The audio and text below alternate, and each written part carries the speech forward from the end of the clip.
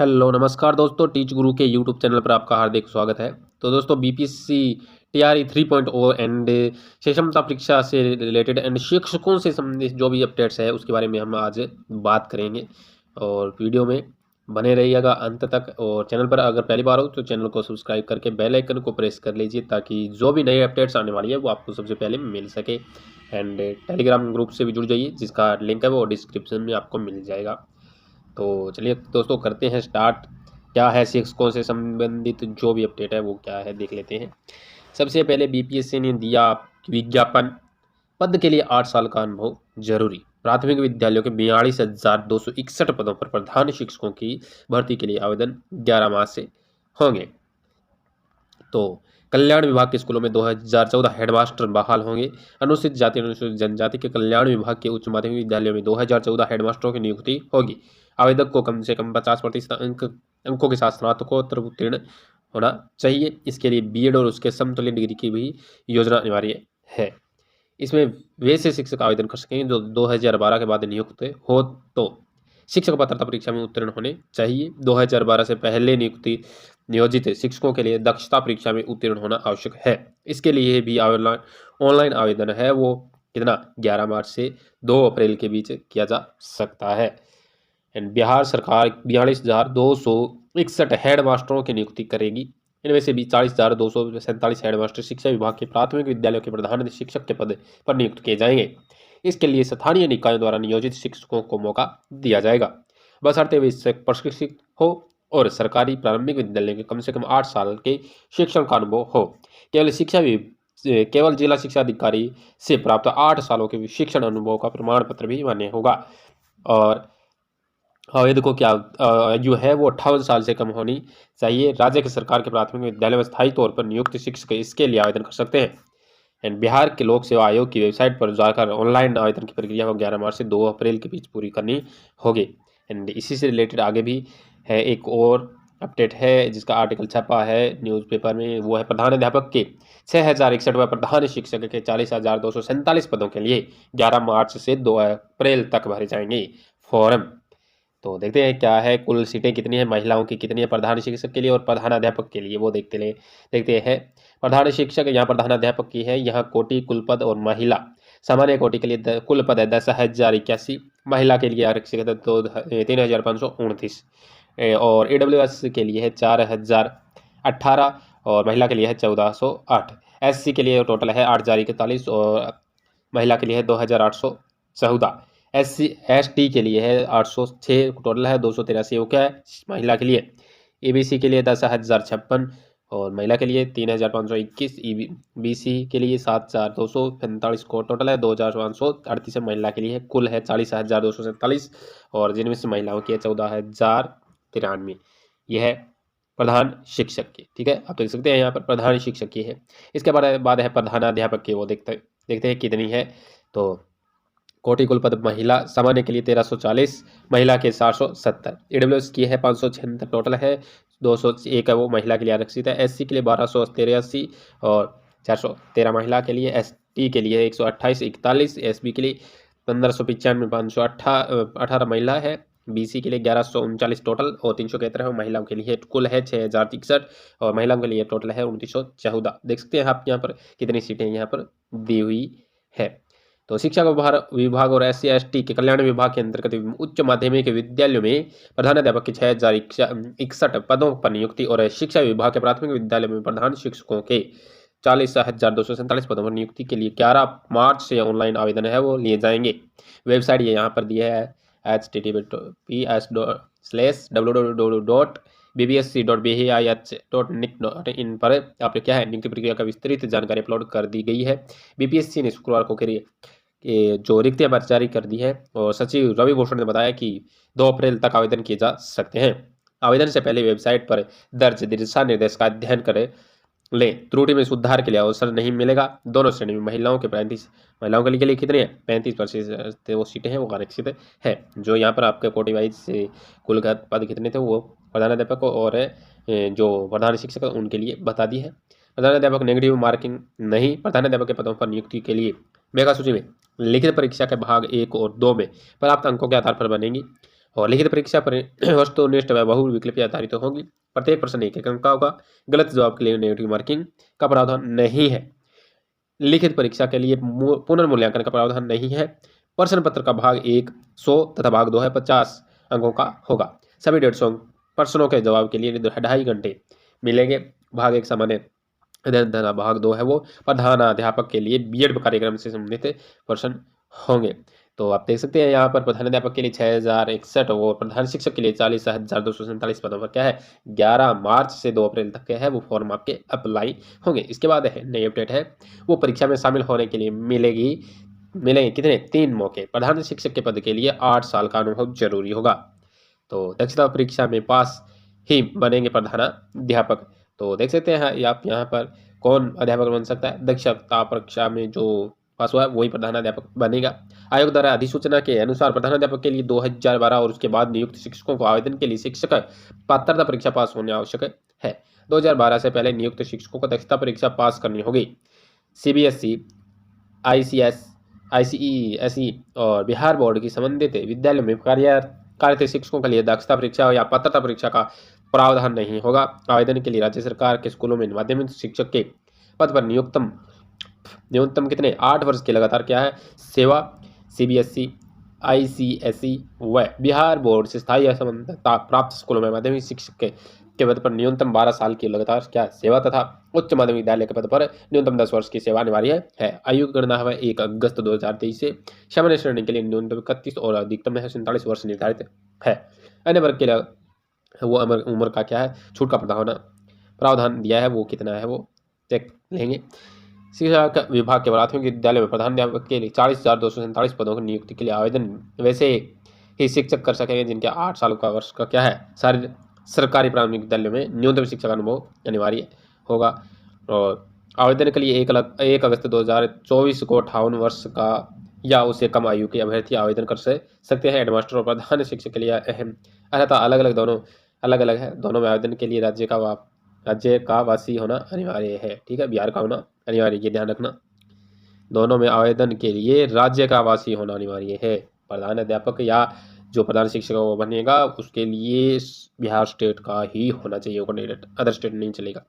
सामान्य अध्ययन में डीएलएड कोर्स से होंगे पर्सन। सचिव रघुवंश ने बताया कि प्रधान शिक्षक की नियुक्ति के लिए मेधा सूची लिखित परीक्षा प्राप्त अंकों के आधार पर बनेंगी। 150 पर्सन 2 भागों में होंगे। पहले भाग में 75 अंक सामान्य अध्ययन तथा दूसरे में 75 अंक डीएलएड कोर्स से संबंधित होंगे।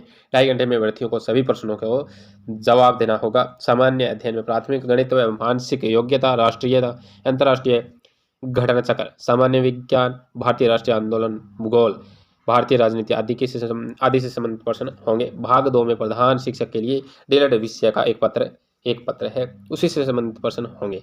पाठ्यक्रम आयोग की वेबसाइट पर अपलोड कर दिया गया है। गलत जवाब के लिए नेगेटिव मार्किंग का प्रावधान नहीं है। दोनों श्रेणी की लिखित परीक्षा के लिए पुनर्मूल्यांकन का प्रावधान भी नहीं है। अभ्यर्थी प्रधान शिक्षक के लिए अधिकतम 3 बार परीक्षा में शामिल हो सकते हैं, ये ध्यान रखना। प्रधान शिक्षक के लिए अधिकतम आप 3 ही बार क्या है शामिल हो सकते हो। आरक्षण सहित सभी लाभों के लिए प्रमाण पत्र 2 अप्रैल 2024 तक का निर्गत होना आवश्यक है। इसके बाद जारी प्रमाण पत्र मान्य नहीं होगा। तो आप देख सकते हैं यहाँ पर प्रधान शिक्षक के पद के लिए 8 साल का अनुभव जरूरी है, इन्होंने बोला है। एंड उसके बाद है क्षमता परीक्षा आवेदन जांच में मिले फर्जी शिक्षक अब तक 71।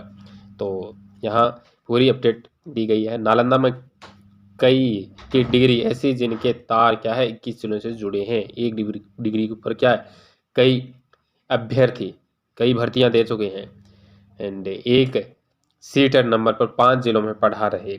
कैसे हो रही पहचान? सह क्षमता परीक्षा कैसे पहचान हो रही है उसके बारे में देख लेते हैं कि जो एक सीटेट नंबर पर है वो 5 जिलों में पढ़ा रहे हैं। कैसे पढ़ा रहे हैं वो देखते हैं। कैसे हो रही है पहचान? सह क्षमता परीक्षा के लिए शिक्षक अभ्यर्थियों को बिहार बोर्ड के पोर्टल पर टेट, सीटेट और एस्टेट का प्रमाण पत्र अपलोड करना है। इन्हीं प्रमाण पत्रों की जांच के दौरान फर्जी शिक्षकों की पहचान हो रही है। नालंदा में 71 शिक्षक मिले हैं, इनके तार 21 जिलों से जुड़े हैं। इन जिलों को भेजी सूचना।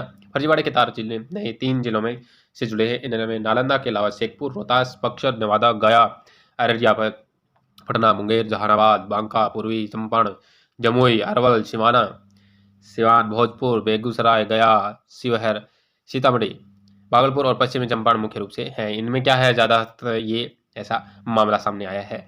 और देख लेते हैं इनसे रिलेटेड क्या है कि गजब बच्चों को पढ़ाने वाले गुरुजी ही फर्जी निकल रहे हैं। विजिलेंस को इन क्या है झांसा देने में कामयाब रहे। शिक्षक सक्षमता परीक्षा में फंदे में फंस गए हैं।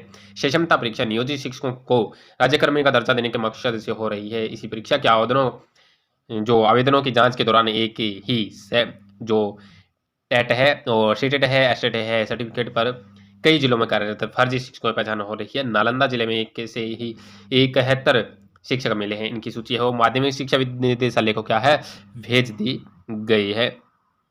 एंड इनके एडमिट कार्ड जारी करने पर रोक लगा दी गई है। दरअसल परीक्षा एक ने क्या है परीक्षा एक ने पास की और उसी नाम और रोल नंबर पर कई शिक्षक बहाल कर दिए गए। विभाग ने इसे गंभीरता से लिया है। सबसे बड़ा खुलासा सीटेट को लेकर हुआ है और एक ही सीटेट नंबर पर 5 लोग शिक्षक बने हुए हैं। वह यह स्थिति किसी एक जिले की नहीं बल्कि अधिकतर जिलों की है। नालंदा के डीईओ राजकुमार ने बताया है कि जिन शिक्षकों की टेट, सीटेट और एस्टेट के प्रमाण पत्र दूसरे जिले के शिक्षकों द्वारा भरे गए आवेदन पत्र में दिए गए प्रमाण पत्र के नंबर से मिलते हैं, उनकी सूची माध्यमिक शिक्षा निदेशालय को भेज दी गई है।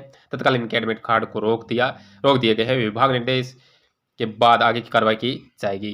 तो देखा जाए तो लगभग क्या है, आप देख सकते हैं यहाँ पर सीट खाली होने की कगार पर बहुत सारी सीटें आपको देखने को मिलेगी। TRE 4 के अंदर, TRE 3 के तो जो आवेदन वो हो चुके हैं।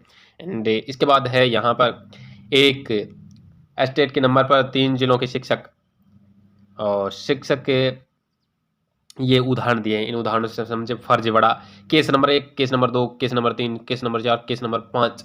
अगर आप फर्जीवाड़ा समझना चाहते हैं तो ये चारों पांचों केस आपको देखने होंगे। तो देख सकते हैं यहाँ पर एक जो सीटेट है नंबर पर 5 शिक्षक तैनात है। सीटेट नंबर ये 23-030-92-72 से सीतामढ़ी में कुमारी अनुराधा, कटिहार में जमानात, बेगूसराय में सदानंद, भागलपुर में अरुण राय व नालंदा के मोसिमपुर चंडी में परमानंद कुमार सिन्हा तैनात है। यानी सीटेट नंबर 1 की है। कैंडिडेट्स कितने 5 शिक्षक बने हुए हैं अलग अलग जिलों में, ठीक है। एंड इसके बाद दूसरा केस है शिक्षकों के एक ही सर्टिफिकेट। अब सीटेट नंबर ये आप देख सकते हैं, इनके आधार पर ये कैंडिडेट्स है। एंड एस्टेट के ऊपर दे रखा है 3 जिलों में शिक्षक, ठीक है। ये एस्टेट का नंबर दिया है और ये कैंडिडेट्स यहाँ दिए हैं। ऐसे ही एक टेट TET नंबर पर 4 नीतू कुमारी दे रखी है। यहाँ पर देख सकते हैं टेट नंबर यहाँ एक ही है। ये कितने नीतू कुमारी 4। एंड एक ही शिक्षक 2 स्कूलों में कार्यरत है। नालंदा की मोनी कुमारी प्राथमिक विद्यालय किचनी हरनौत और नव प्राथमिक विद्यालय मानसा शोर चंडी में एक ही टेट नंबर ये दे रखे 24-16-11-077 पर कार्यरत है। स्वाभाविक की कोई क्या है स्वाभाविक कि कोई एक ही सही है। तो देख सकते हैं आप कितना फर्जीवाड़ा चल रहा है। एंड कितने शिक्षक यहाँ पर बेरोजगार है, यानी शिक्षक नहीं बोलूँगा मैं, अभ्यर्थी बोलूँगा। अभ्यर्थी बेरोजगार बैठे हैं इन ऐसे फर्जीवाड़े के वजह से। तो ये बहुत खतरनाक बोल सकते हैं, ये मामला खतरनाक मामला है। एंड इसके बाद है प्रतिदिन 2100 स्कूलों में अब होगा निरीक्षण। तो निरीक्षण पटना जिले के सरकारी स्कूलों में उपस्थिति बढ़ाने की कवायद शुरू है। प्रतिदिन 2100 स्कूलों के अब तक होगा निरीक्षण किया जाएगा। 3400 स्कूल है प्राथमिक से लेकर उच्च माध्यमिक स्तर के और 1200 स्कूलों का निरीक्षण अब तक रोज होता था पटना जिले में। जहां बच्चों की हाजिरी कम वहां प्रधानाचार्य को दी जाएगी ट्रेनिंग। जिला शिक्षा पदाधिकारियों ने कॉन्फ्रेंसिंग कर BEO को दिया निर्देश। 60% से कम उपस्थिति रहने पर होगी कार्रवाई। किनकी देख सकते हैं आप, जिस जिला शिक्षा पदाधिकारी ने कहा है कि जिले के जिन स्कूलों में बच्चों की उपस्थिति 60% से कम दर्ज होगी वहां के प्रधानाध्यापकों पर कार्रवाई की जाएगी। बच्चों की अगर क्या है उपस्थिति कम होगी तो किन पर प्रधानाध्यापकों पर कार्रवाई की जाएगी, वहां के प्रधानाध्यापकों को ट्रेनिंग दी जाएगी। 3 घंटे के ट्रेनिंग सत्र में क्या है उल्लास में विभिन्न शैक्षणिक गतिविधियां TLM एकल FLN किट और क्या है प्रोजेक्ट के माध्यम से पढ़ाई कराने को लेकर ट्रेनिंग दी जाएगी। इसके साथ ही इको क्लब और यूथ क्लब द्वारा विभिन्न कार्यक्रम आयोजक द्वारा बच्चों को स्कूल आने का प्रेरित किया जाएगा। यानी ऐसा करके बच्चों को स्कूल आने के लिए प्रेरित किया जाएगा और उनकी क्या है जो हाजिरी है वो बढ़ाई जाएगी, यानी उपस्थिति बढ़ाई जाएगी उनकी, ताकि वो एक अच्छा क्या है शिक्षा ग्रहण कर सकें। इसके बाद है जिले के सरकारी विद्यालयों की उपस्थिति बढ़ाने को लेकर नियमित तौर पर निरीक्षण की प्रक्रिया चलेगी। इधर सरकारी विद्यालयों में शैक्षणिक स्थिति में सुधार के लिए शिक्षा विभाग में प्रतिदिन मंथन चल रहा है। जिला शिक्षा कार्यालय ने शैक्षणिक गतिविधियों में सुधार के लिए निरीक्षण टीम की संख्या बढ़ाने का निर्देश दिया है। यानी जो शैक्षणिक व्यवस्था है वो बढ़ेगी तो क्या है, राज्य पूरा का पूरा राज्य है वो विकास करेगा। यानी शिक्षा एक ऐसा मंत्र है जो क्या है पूरे राज्य, पूरे देश, पूरे वर्ल्ड को क्या है उच्चतम कगार की ओर पहुंचाता है। तो देख सकते हैं पटना जिले, ये बिहार में भी एक अच्छा कार्य किया जा रहा है शिक्षा के मामले में, और कहीं पर फर्जीवाड़ा भी देखा जा रहा है, वो भी आप चेक देख चुकी हैं। अभी पटना जिले में अभी तक प्रतिदिन 12 स्कूलों का निरीक्षण किया जाता है। जिला शिक्षा कार्यालय से इन्हें इसे बढ़ाकर 2100 करने का निर्देश दिया है। तो यहाँ पर आप पूरी अपडेट देख सकते हैं, और वीडियो भी काफ़ी लंबी हो गई तो आप पूरा पढ़ सकते हैं यहाँ पर। और मेरा मानना है कि आप जो भी टीचर लग चुके हैं TRA 1 TRA 2 एंड जो नियोजित तो है पहले से, उनको समय पर अपना स्कूल ज्वाइन करना चाहिए, यानी जाना चाहिए समय पर, और समय पर ही आना चाहिए, क्योंकि कभी भी आपके ऊपर छापा पड़ सकता है, यानी आपको जांच की जा सकती है विभाग की तरफ से। क्योंकि 2100 स्कूलों का अब तो होगा निरीक्षण तो प्रतिदिन, तो 21 स्कूल बहुत ज़्यादा हो जाते हैं। तो टाइम पर जाइएगा, टाइम पर आइएगा, ठीक है। एंड ये तो देख चुके हैं प्रधान शिक्षकों नियुक्ति के लिए आवेदन 11 से। शिक्षकों का मेधा सूची के आधार पर 3 जिलों में ऐच्छिक तबादला। सदन में सरकार का ऐलान, क्षमता के लिए 3 ऑनलाइन और 2 ऑफलाइन परीक्षा ली जाएगी। क्या है, नियमित नियुक्ति तक अतिथि शिक्षक सेवा में रहेंगे। जदयू के संजीव कुमार सिंह और राजवर्धन आजाद के क्या है अल्पसूचित प्रश्न के उत्तर में शिक्षा मंत्री ने कहा कि वैकल्पिक व्यवस्था के तहत नियमित नियुक्ति तक अतिथि शिक्षक की सेवा लेने का प्रावधान है। हाई स्कूल और विश्वविद्यालय दोनों में ही अतिथि शिक्षक यही व्यवस्था है। नियमित शिक्षक नियुक्ति के प्रावधान के अनुसार अतिथि शिक्षक भी शामिल हो सकते हैं। अतिथि यानी संविदा के रूप में, जो पहले, क्योंकि बिहार में बहुत समय बाद भर्ती देखने को मिली है, तो इतने टाइम तक क्या है संविदा, यानी जो अतिथि शिक्षक ही बच्चों को पढ़ा रहे थे, वो अभी तब जब तक बने रहेंगे जब तक क्या है इनको नए शिक्षक यानी परमानेंट शिक्षक है वो क्या है भर्ती नहीं हो जाती, तब तक वो पढ़ाएंगे। 5 में किसी एक परीक्षा में पास करने का विशिष्ट शिक्षक दर्जा मिल जाएगा। शिक्षा विभाग के होगा विशिष्ट शिक्षक का नियोजक। विद्यालय शिक्षा समिति में 9 महिलाएं भी होंगी। जदयू वीरेंद्र नारायण यादव के ताराकित प्रश्न के उत्तर में शिक्षा मंत्री विजय कुमार चौधरी ने कहा कि 17 सदस्यीय विद्यालय शिक्षा समिति में 9 महिलाओं का प्रावधान है। इसमें 2 अत्यंत पिछड़ा वर्ग, 2 SC, 2 सामान्य वर्ग और 2 निःशक्त कोठा है। उन्होंने सावित्रीबाई भाले का नाम पर प्रखंड और जिला स्तर पर जिले में प्रथम 10 स्थान प्राप्त करने वाले छात्र छात्राओं के माताओं को पुरस्कृत करने की कोई योजना नहीं है, ऐसा भी कुछ है। एंड अन्य संस्कृत शोध संस्थान की स्थापना का प्रावधान, यानी अन्य जो न्यू पॉलिसी है वो 2020 वो लागू करने का पूरा प्रयास किया जा रहा है। एंड विधानसभा में प्रभारी मंत्री शरण कुमार ने कहा कि संस्कृत के संरक्षण, संवर्धन, नई पीढ़ियों में इनकी जानकारी प्रचारित करने के लिए राज्य सरकार द्वारा पूर्ण रूप से मिथिला संस्कृत स्नातकोत्तर अध्ययन शोध संस्थान दरभंगा की स्थापना 1951 में की गई है। इसमें स्थापना काल से ही MA संस्कृत PhD DLED की उपाधि दी जाती है। अभी राज्य सरकार के पास अन्य संस्कृत संस्थान की स्थापना का प्रावधान विचाराधीन नहीं है। तो आप देख सकते हैं यहाँ पर पूरी की पूरी अपडेट है वो आपको बता दी। शिक्षा मंत्री विजय कुमार चौधरी ने कहा है कि स्थानीय निकाय के नियोजित शिक्षकों को क्षमता परीक्षा के आधार पर विशिष्ट शिक्षक बनने के लिए पोस्टिंग के लिए 3 जिलों के विकल्प का प्रावधान किया गया है। इन शिक्षकों को 3 बार ऑनलाइन और 2 बार ऑफलाइन परीक्षा देनी होगी। 5 में किसी एक परीक्षा में पास करने पर विशिष्ट शिक्षक का दर्जा मिल जाएगा। शुक्रवार को विधान परिषद में शिक्षा मंत्री भाजपा के नवल किशोर यादव, जीवन कुमार और राजीव कुमार के अल्पसूचित प्रश्न के उत्तर दे रहे थे। प्रश्नकर्ता ने कहा कि शिक्षकों को बहुत दूर स्कूलों में भेजने से बच्चों को पढ़ाई पर असर पड़ेगा। विशिष्ट शिक्षक का नियोजित शिक्षक शिक्षा विभाग होगा। विशिष्ट शिक्षक का जिला कैडर है। मंत्री ने स्पष्ट किया कि पदस्थापना के बाद शिक्षकों के स्थानांतरण के लिए सरकार की नियमावली इन पर लागू होगी। भाजपा के प्रमोद कुमार के तारांकित प्रश्न के उत्तर में शिक्षा मंत्री ने कहा कि BPSC से चयनित शिक्षक और शिक्षिकाओं को 3 जिलों के ओपन के मुताबिक से क्या है मेधा सूची के आधार पर पदस्थापन किया गया है। भविष्य में नियमावली के आधार पर क्या किया जाएगा, स्थानांतरण या ट्रांसफर का मौका मिलेगा। तो ये थी पूरी की पूरी अपडेट जो मैंने आपको बता दी है। वीडियो काफ़ी लंबी हो गई, तो चलते हैं क्या है क्या नहीं है वो देख लिया है हमने। एंड ज़्यादातर क्षय क्षमता परीक्षा इससे रिलेटेड ही है। एंड 2100 स्कूलों का अब तो होगा निरीक्षण, तो समय पर जाइए, समय पर आइएगा। क्षय क्षमता परीक्षा आवेदन जांच है में 71 फर्जी मिले हैं। प्रधान शिक्षक के पद के लिए 8 साल का अनुभव होना जरूरी है। और प्रधान अध्यापक के लिए 6061 और प्रधान शिक्षक के लिए 40,247 पदों के लिए क्या है 11 मार्च से 2 अप्रैल तक भरे जाएंगे फॉर्म। प्राथमिक विद्यालय के 42,261 पदों पर प्रधान शिक्षकों की भर्ती के लिए आवेदन 11 मार्च से। ये सब जगह छपा हुआ है। तो ये थी पूरी पूरी अपडेट आपके लिए। तो आज के लिए इतने, मिलते हैं नेक्स्ट वीडियो में नई अपडेट के साथ। तब तक के लिए धन्यवाद।